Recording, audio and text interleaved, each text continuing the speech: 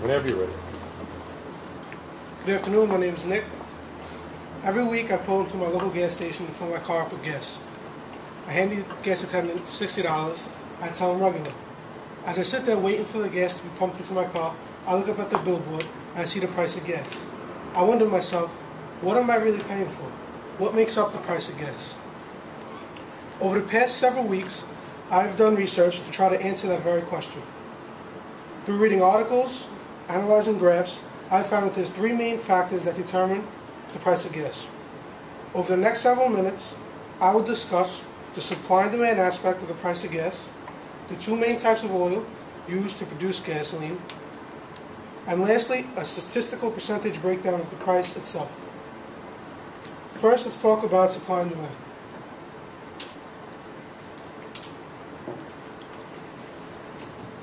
According to Investopedia.com, the laws of supply and demand factor into every situation in today's economy. With supply, the more supply you have, the less the demand, which means the less of the price. As supply drops, the item becomes, or resource becomes scarce. This makes the demand go up, which also causes the price to go up. When you talk about demand, the lower the demand, the lower the price, even if the supply is at a constant. As your demand increases, your price will gradually increase as well. This happens even if the supply remains constant. More and more people today are buying cars. More and more roads are being produced. This causes the gasoline demand to go up. Cars run on gasoline, so the more roads and more cars you have, the more gasoline a consumer needs. This causes the price to rise, with the supply of gasoline staying constant. Next, I will talk about the two types of oil used in making gasoline.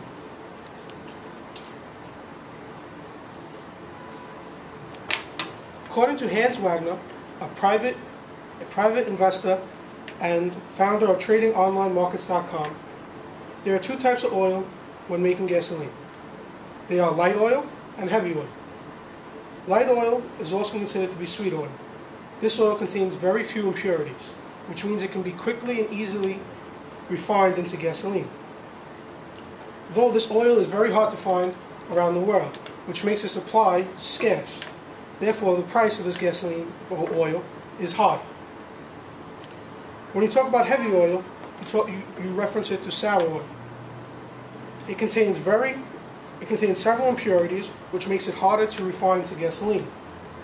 Though this oil is widely found throughout the world, making the supply very great, which makes the demand and the price very low. Even though the price is low, the time and money cost to refine the gasoline increases the price that the companies will make you pay for the gas per gallon, which basically makes their profit more. Lastly comes the statistical percentage breakdown of the price itself when you're paying at the pump.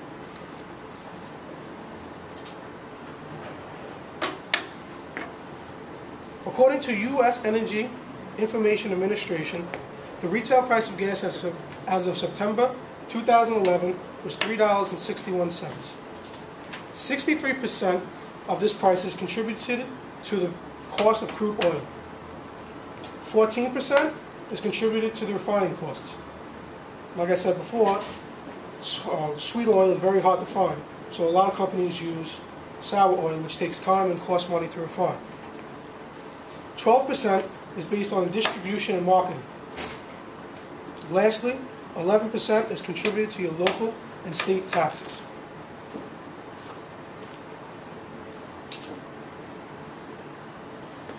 Hopefully next time you or your family pull into a gas station to fill up the car, you now know what you are exactly paying for. Remember the three main ideas and factors that make the price what it is. Remember the law of supply and demand. Remember sweet or light oil, heavy and sour. I remember the numerical percentage breakdown at the pump itself. With these three ideas, you will know what you're paying for. These three ideas will always determine the price of gas at the pump. This concludes my presentation. Thank you and have a great day.